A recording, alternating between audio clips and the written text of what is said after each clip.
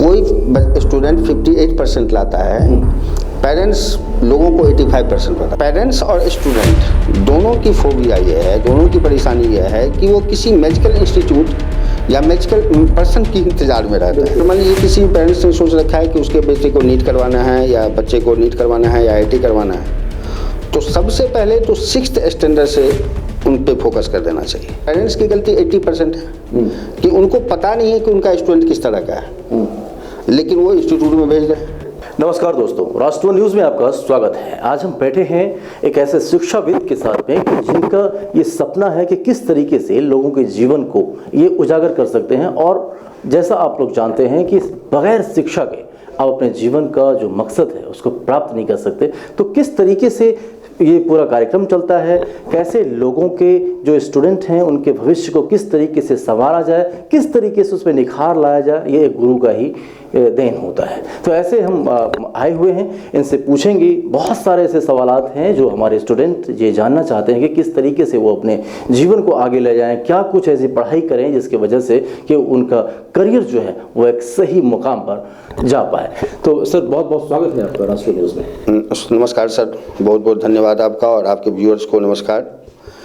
मेरा नाम दीपक कुमार है और मैं अतुल्या इंस्टीट्यूट ऑफ PCM जो कि लक्ष्मी नगर में है, ईस्ट दिल्ली में, उसका ऑनर भी हूँ और टीचर भी हूँ। तो किस तरीके से आप जो यहाँ पे पढ़ाई लिखाई का एक वो परिचर्चा होता है, ख़ास तौर पर जो आपके पास में स्टूडेंट आते हैं, किस कैटेगरी के लोग आते हैं, किस तरीके से उसका पढ़ना तो कराते हैं? देखिए, स्टूडेंट जो आते हैं, मैं तो PCM का टीचर हूँ, तो फिजिक्स केमिस्ट्री मैथ पढ़ाता हूँ और 9th से लेकर 12th स्टैंडर्ड तक के स्टूडेंट आते हैं मेरे पास। अब बहुत सारे स्टूडेंट ऐसे आते हैं जो 11th में साइंस लेके आते हैं और वहाँ से उनका सपना होता है कि मैं IIT कर पाऊँ या नीट कर पाऊँ। तो मुझे लगता है कि यहाँ से गलत है। अगर किसी पेरेंट्स को बचपन से उसने सोच रखा है कि मुझे अपने स्टूडेंट को कुछ करवाना है, IIT करवाना है, IAS करवाना है, जो भी करवाना है, मैं एक ही डोमेन को यहाँ फिक्स करूँगा, दैट इज़ साइंस फैकल्टी के बारे में बात करूँगा मैं यहाँ। मान लीजिए किसी पेरेंट्स ने सोच रखा है कि उसके बेटे को नीट करवाना है या बच्चे को नीट करवाना है या IIT करवाना है, तो सबसे पहले तो 6th स्टैंडर्ड से उन पे फोकस कर देना चाहिए। लेकिन पेरेंट्स ऐसा करते नहीं, स्टूडेंट भी ऐसा नहीं करते हैं। वो आते हैं 11th में आके साइंस लेने के बाद वो सोचते हैं कि अब हमारी तैयारी शुरू होगी। ये 100 नहीं 200% गलत है सर। तो यहाँ पर इस बात को जानना बेहद ज़रूरी है कि यदि आपको कुछ नीट है, JEE है, इन तमाम परीक्षाओं को यदि आपको शामिल होना है तो निश्चित रूप से कक्षा 6 से, हाँ, 6th स्टैंडर्ड से तैयारी हो जानी शुरू हो जानी चाहिए। दूसरी बात कि पेरेंट्स और स्टूडेंट दोनों की फोबिया ये है, दोनों की परेशानी ये है कि वो किसी मेडिकल इंस्टीट्यूट या मेडिकल पर्सन की इंतजार में रहता है। जबकि आपके पास बुक है, आपके पास सिलेबस है, आपके स्कूल में वो टीचर हैं जो कि क्वालिफाइड हैं, वो आपको ये कर सकते हैं, हेल्प कर सकते हैं, लेकिन आप वहाँ से हेल्प नहीं उठाते हैं। आप बड़े बड़े इंस्टीट्यूशन में जाते हैं, बड़े बड़े इसमें जाते हैं, लेकिन आपका बेस वीक होता है। अब जैसे मान लीजिए कि अभी जी मेंस का रिजल्ट आया है, मैं आपको प्रॉमिस करता हूँ अगर आप लोग मेहनत कर सकें तो मैं किसी का नाम नहीं लूँगा, बड़े बड़े इंस्टीट्यूट का जाके देखिए, आप रिजल्ट निकाल के देखिए, आपको 0.3 to 0.5% के आगे रिजल्ट आपको नहीं मिलेगा। जितने इनके पास इंस्टीट्यूट के पास जितने स्टूडेंट्स हैं, उस वॉल्यूम में उनका रिजल्ट अगर आप देखिएगा तो 0.3 से 0.5% उनका रिजल्ट मिलेगा आपको। और ये 0.3 और 0.5% स्टूडेंट वो हैं जो खुद ही तैयारी करके गए हैं। ठीक है। तो मैं ये कहना चाहता हूँ कि उस इंस्टीट्यूट की गलती नहीं है, वहाँ पर क्वालिफाइड टीचर हैं, डॉक्टर आते हैं पढ़ाने के लिए, IITian आते हैं पढ़ाने के लिए, तो उनमें कैपेसिटी है स्टूडेंट को करवाने की। लेकिन जब आप अपना बेस क्लियर करके नहीं जाते हैं वहाँ पर, तो ऑब्वियस है कि आपको कुछ फीडबैक नहीं मिल पाता है, आपका रिजल्ट अच्छा नहीं रहता है। तो अगर आपको तैयारी करनी है तो इंस्टीट्यूट में जाके आपको तैयारी नहीं करनी पड़ेगी। आप सब कुछ अपना पढ़ के जाइए, वहाँ पर एक्सपीरियंस लेने के लिए जाइए। वहाँ एक्सपीरियंस टीचर बैठे हुए हैं, आपको बताएंगे कि आप कम टाइम में, शॉर्ट टाइम में कितनी जल्दी तैयारी कर सकते हैं। लेकिन पढ़ने और पढ़ाने का तो फार्मूला आजकल ये हो गया है ना कि भाई आप जितने बड़े इंस्टीट्यूट में जा रहे हैं आपकी उतनी लोकप्रियता बढ़ रही है, चाहे वो पेरेंट्स का हो चाहे वो बच्चों का। ये सब बिल्कुल सर, आपने बहुत अच्छी बात की है कि एजुकेशन जो है आज की डेट में सबसे महंगा है। और रिजल्ट 0 है। एक नॉर्मल एवरेज आप मान के चलिए कि 12th करते करते एक एवरेजन मैं बता रहा हूँ, एवरेज बता रहा हूँ कि एक स्टूडेंट पे 20 लाख रुपए खर्च हो जाते हैं। तो फॉल्स पर्सनैलिटी कुछ पेरेंट्स में भी है और कुछ स्टूडेंट्स में भी है कि यार बड़े इंस्टीट्यूट में जाने के बाद ना आप देखेंगे कि कोई फादर अगर अपने बेटे को बड़े इंस्टीट्यूट में एडमिशन करवा दिया है तो आप उनसे नहीं भी पूछेंगे तभी आपको 2 बार आके बताएंगे आपको मेरा फलाने इंस्टीट्यूट में 10 लाख रुपए लगा है, 5 लाख रुपए। तो ऐसे लोग जिनको लाइफ में कुछ नहीं करना होता है उन्होंने एजुकेशन को महंगा बना रखा है। एक पॉइंट में और बताऊंगा आपको। अगर मान लीजिए कि एक स्टूडेंट है जो कि सेम स्कूल में सेम क्लास में पढ़ रहा है, उसका फादर 10 लाख रुपए खर्च कर सकता है किसी बड़े इंस्टीट्यूट में, ठीक है, और दूसरा स्टूडेंट है जिसका फादर नहीं कर सकता। तो अब वो स्टूडेंट खुद भी पढ़ सकता था, जो दूसरा स्टूडेंट है जो वहाँ उस इंस्टीट्यूट में नहीं गया है, वो खुद पढ़ सकता था, अच्छा कर सकता था, लेकिन अब उसके पढ़ाई से ज़्यादा उसका इंटेंशन है उस स्टूडेंट के पास जो उस बड़े इंस्टीट्यूट में गया है। अब उसको अब ये सोच रहा है वो कि या तो अब उसको हो ही जाएगा, और थोड़ी सी हीन भावना है उसमें कि यार मैं नहीं जा पा रहा हूँ उस इंस्टीट्यूट में। तो देखिए, हीन भावना की जरूरत नहीं है, और बड़े इंस्टीट्यूट में जाके कोई क्रैक नहीं कर लेता। आप इंडिया लेवल के किसी भी कंपटीशन में, खासकर मैं नीट और इसकी बात करूँगा, जी मेंस और एडवांस की बात करूँगा, इसका रिजल्ट निकाल के देखिए आप, तो बड़े इंस्टीट्यूशन का रिजल्ट आपको 0.3 से 0.5% तक मिलेगा। और जो बच्चे खुद पढ़ते हैं या क्या कहते हैं छोटे मोटे स्केल पे इंस्टीट्यूट में जाते हैं, उनका परसेंटेज आपको 50% से ज़्यादा मिल जाएगा। तो ये जिम्मेदारी आप किसको मानते हैं? पेरेंट्स को मानते हैं, बच्चों को मानते हैं? चुट खोल के बैठे हुए हैं ऐसे पर्सनालिटीज़ जिसका एक सोशल स्टेटस है, एक वैल्यूज़ है, उसके क्या किसके ऊपर ज़्यादा डिपेंड करेगा? देखिए, ऑब्वियस है कि बड़ा इंस्टीट्यूट जो है वो फायदे के लिए बैठा हुआ है बेचारा, वो खुद भी कमाने के लिए बैठा हुआ है और एजुकेशन देने के लिए भी बैठा हुआ है। गलती अगर देखिए, गलती तीनों की है। गलती तीनों की कैसे है कि पेरेंट्स की गलती 80% है कि उनको पता नहीं है कि उनका स्टूडेंट किस तरह का है, लेकिन वो इंस्टीट्यूट में भेज रहे हैं।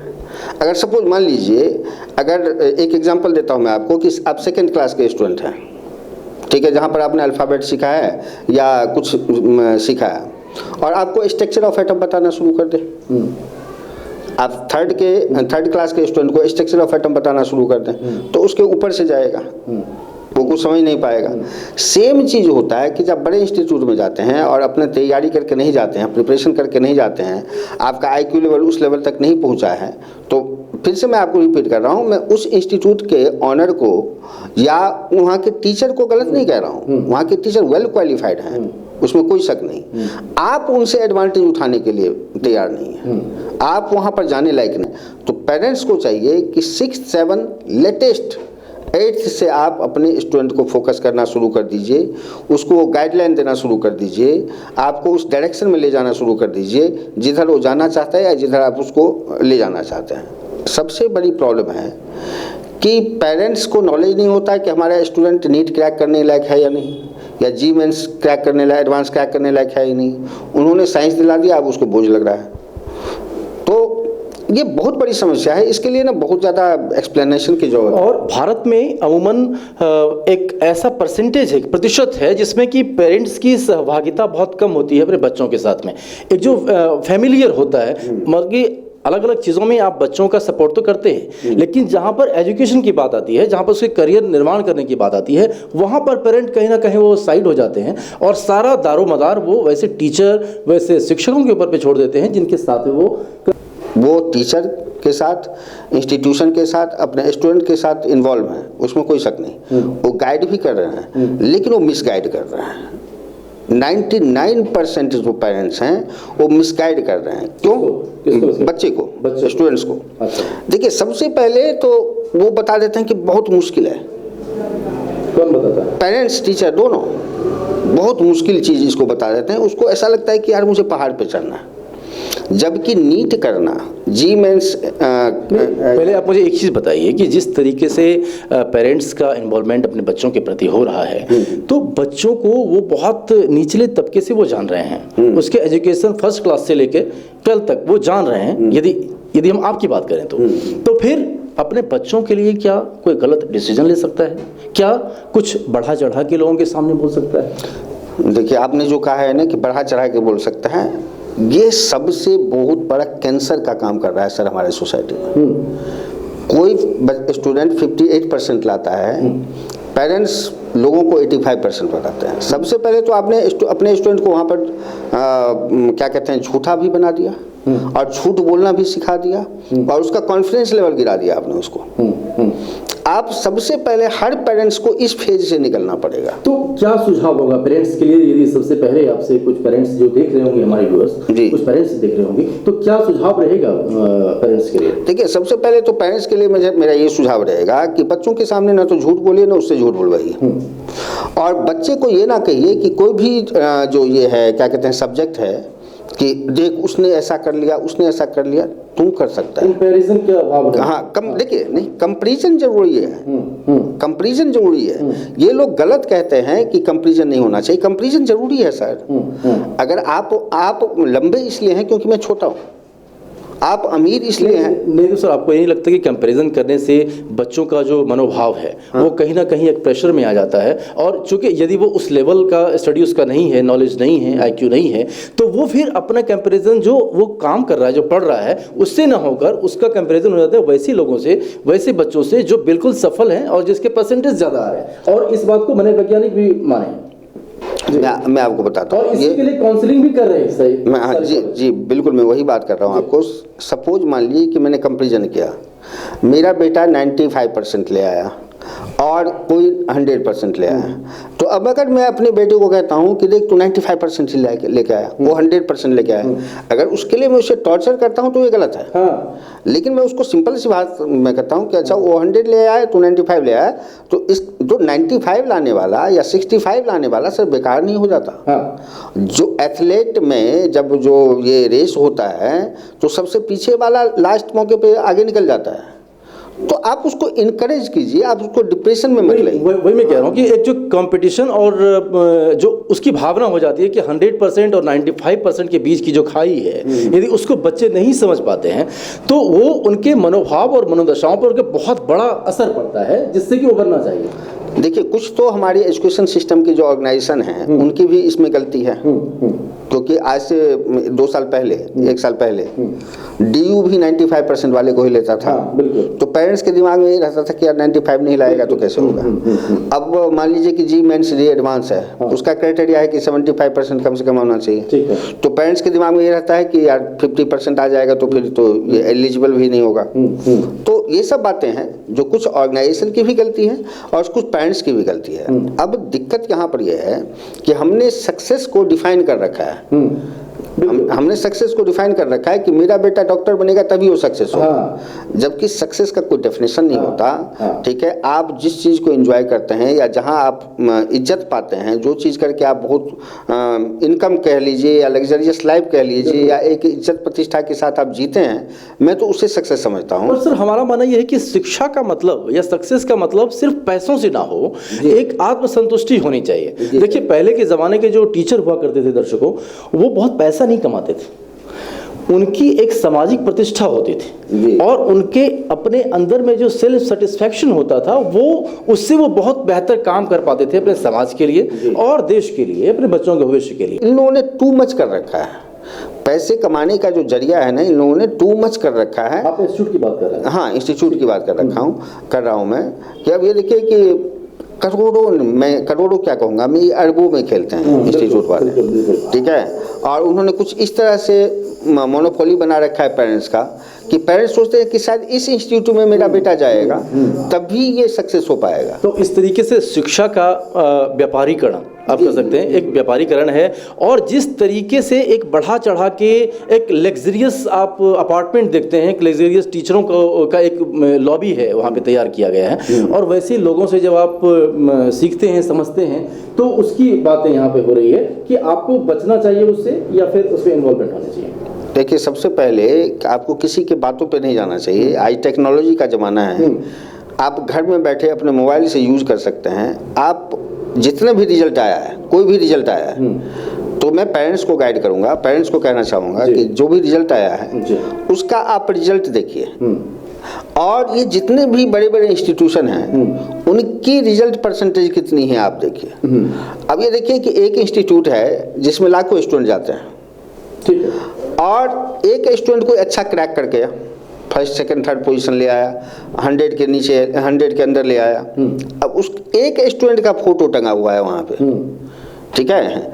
अब उस एक स्टूडेंट के फोटो को देख के ना लाखों स्टूडेंट वहाँ पर ये जाते हैं कि कल को मेरे यहाँ फोटो। बिल्कुल, बिल्कुल। लेकिन उस फोटो के पीछे उस लड़के का या उस स्टूडेंट का कितनी मेहनत है, क्या क्या प्लानिंग थी, वो नहीं देख पाते हैं। तो देखिए कि क्या वो जिस प्लानिंग से आया था, वो जिस तरह से यहाँ तक आया था, क्या आप भी उस तरह से यहाँ आए हैं? अगर नहीं तो प्लीज़ ये आपके लिए नहीं है। मैं किसी का नाम नहीं लूँगा, बहुत ऐसे शहर हैं जहाँ पर बड़े बड़े इंस्टीट्यूट हैं और वहाँ के जो एक्सपर्ट हैं वो बताते हैं कि अगर आप इसके कैपेबल हैं तब आप मेरे पास आइए। कुछ इंस्टीट्यूट ऐसे हैं जो बताते हैं, ऑनेस्ट हैं, बताते हैं कि अगर आप इस कैपेबल हैं तब मेरे पास आइए, नहीं तो आप मेरे पास नहीं आ सकते, क्योंकि उनको भी अपनी इमेज की ज़रूरत है। तो और कुछ इंस्टीट्यूट हैं कि वो क्या कहते हैं, एक रफ लैंग्वेज में भेड़िया धसान।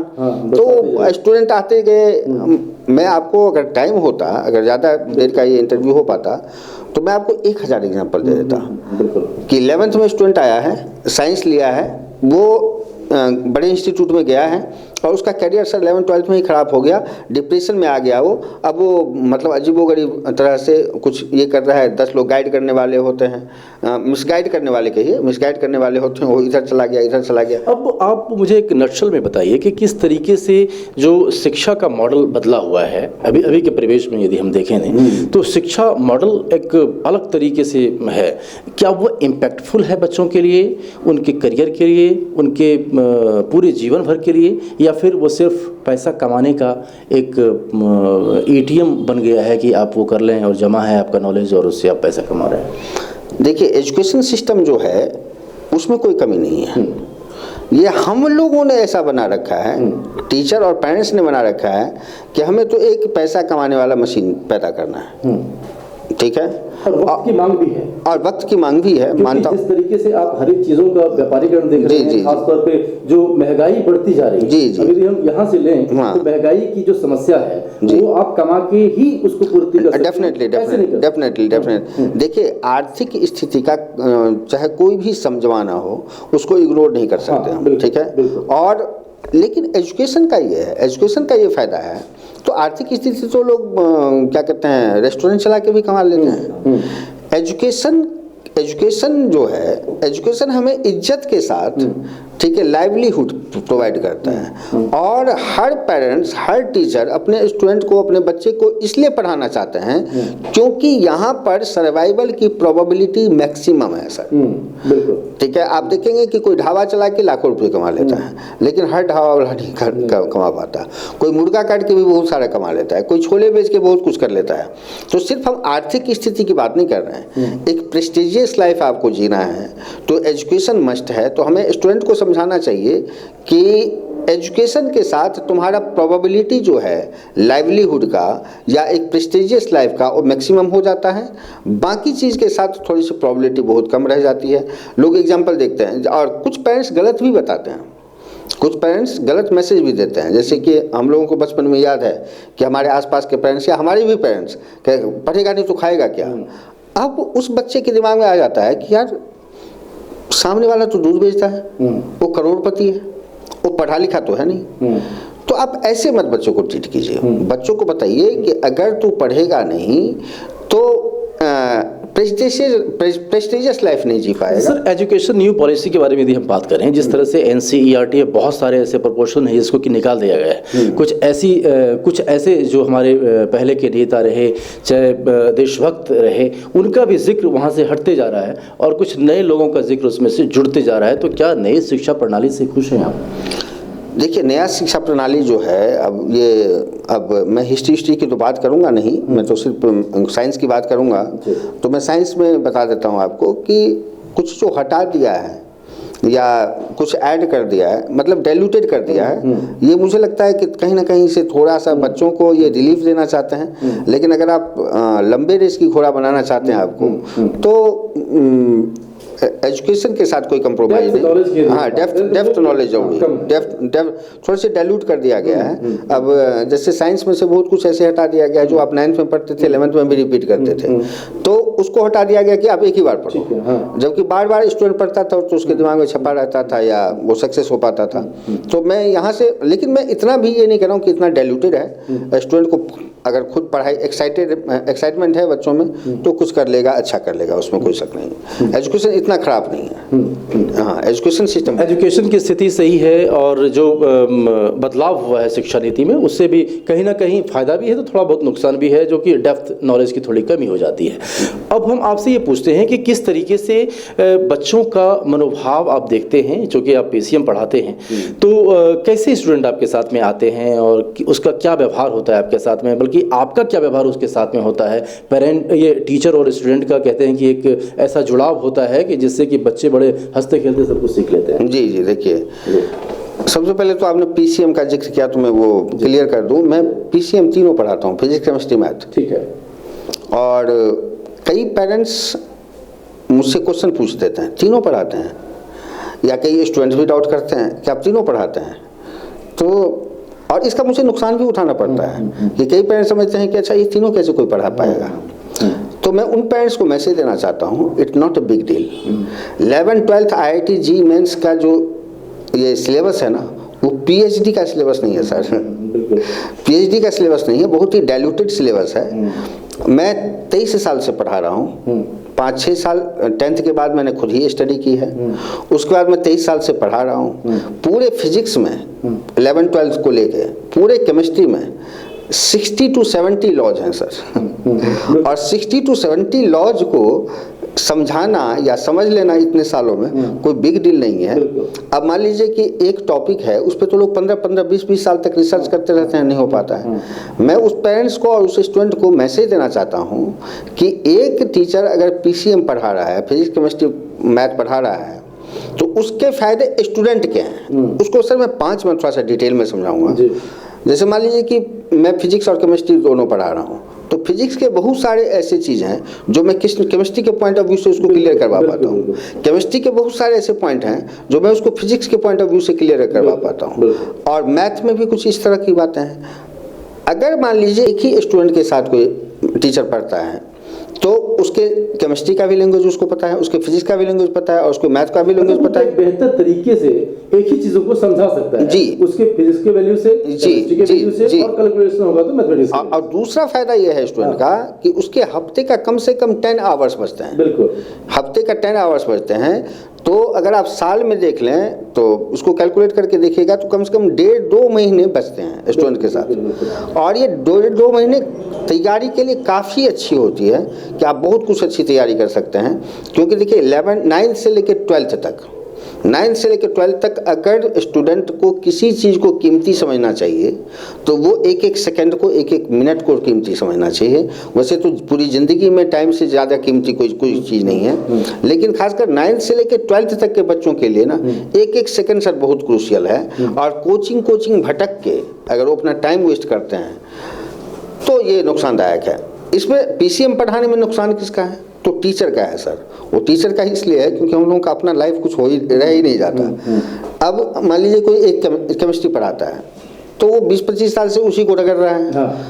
और थोड़ा सा पढ़ता है, नहीं पढ़ता है, कोई फर्क नहीं पड़ता, उसी के पास जाके वो जाके रगड़ देगा क्लास में उसी को। लेकिन एक टीचर बनना चाहते हैं अगर आप, तो एक स्टूडेंट बने रहना आपको जरूरी है। तो हम लोग 2-4 घंटे सेल्फ स्टडी पे भी ध्यान देते हैं, सेल्फ स्टडी भी करते रहते हैं, और इस तरह से नए चीज़ बच्चों को समझाते रहते हैं। बच्चों के साथ थोड़ा सा फ्रेंडली, फ्लेक्सिबल। देखिए फ्रेंडली का मतलब ये नहीं होता कि आप उसके साथ कंधे पे हाथ रख के बात करना शुरू कर दें। फ्लेक्सिबल रिलेशन होना चाहिए स्टूडेंट के साथ कि वो आपसे क्वेश्चन पुट कर पाए, वो आपके सामने थोड़ा सा स्माइल भी करके आपसे क्वेश्चन पुट कर पाए, चाहे 10 बार आप उसको समझाना पड़े, आप उसको समझाइए। तो इस तरह से रिलेशन होना चाहिए। और बच्चे के साथ हमारा ऐसा ही रिलेशन होता है कि वो कुछ भी पूछ सकता है, ठीक है। वो आउट ऑफ सिलेबस की बात है। मान लीजिए कि मैं अभी CBSE में पढ़ा रहा हूँ, ठीक है, और उस बीच में बच्चों ने कुछ पूछ दिया, तो अगर वो पॉइंट अभी यहाँ पर नहीं हमें समझाना है तो उसको हम बोल देते हैं, बाद में बात करते हैं, अभी पहले ये समझ लेते हैं। तो बच्चों के साथ तो एक देखिए खासकर 11th 12th का जो बच्चा जो हो जाता है ना, उसके प्रॉब्लम को आप समझिए और उसको प्रॉब्लम को सॉर्ट आउट करने की कोशिश कीजिए, कोशिश नहीं कीजिए, तो तभी आप एक अच्छे टीचर हैं, नहीं तो फिर दिक्कत है। तो सर, लक्ष्मी नगर के इलाके में आप यहाँ पे बैठे हुए हैं, तो चूँकि लक्ष्मी नगर में बहुत सारे ऐसे कोर्सेज चल रहे हैं, बहुत सारे ऐसे टीचर्स हैं, पेरेंट्स भी यहाँ पे रहते हैं और स्टूडेंट जो है वो दूर दराज से भी आते हैं, हॉस्टल लेके भी रहते हैं।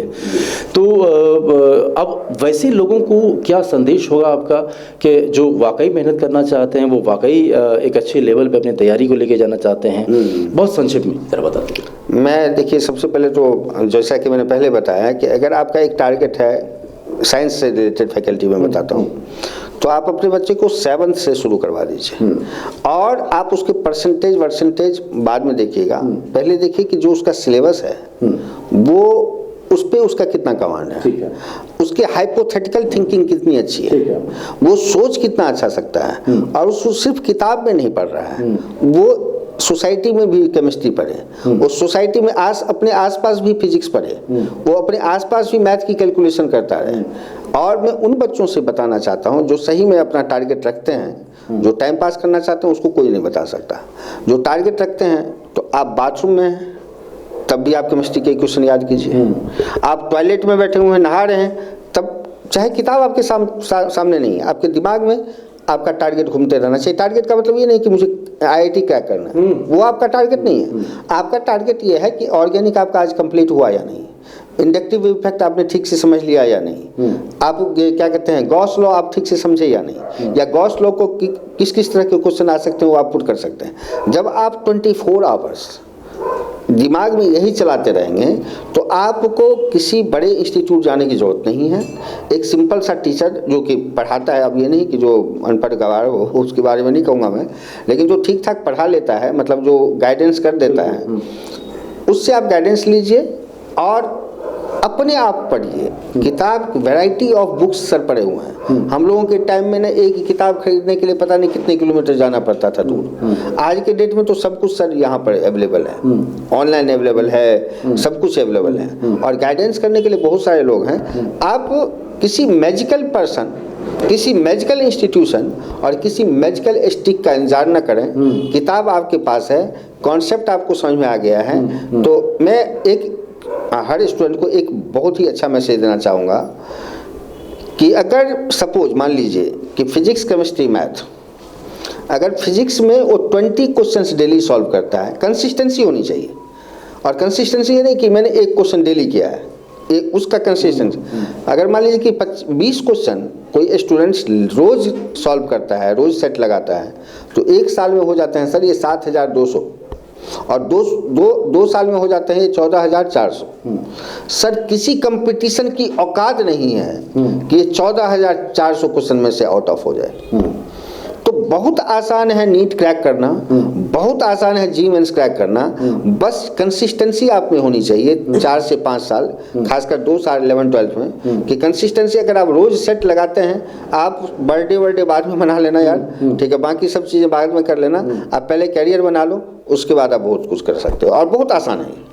तो दोस्तों, बाकी सारी चीज़ें जो है वो करियर के आगे फीका पड़ जाता है, और इसका एक जीता जागता नमूना, जीता जागता उदाहरण सर ने पेश किया है। और साथ ही आप, क्योंकि एक बड़ी बात यह है कि आप वैसे ग्लैमर वाले इंस्टीट्यूट को ना देखें, वैसे लोगों को ना देखें जो 100 में 100% लाते हैं, बल्कि आप अपने अंदर की भावनाओं को जब तक प्रेरित नहीं करेंगे, जब तक आप उसको ऊर्जा नहीं देंगे, तब तक आप एक सफल इंसान नहीं बन सकते, सफल स्टूडेंट नहीं बन सकते। सर, आप हमसे बातचीत किए, बहुत बहुत धन्यवाद आपका। Thank you sir. Thank you so much. आप बने रहिए हमारे साथ और देखते रहिए।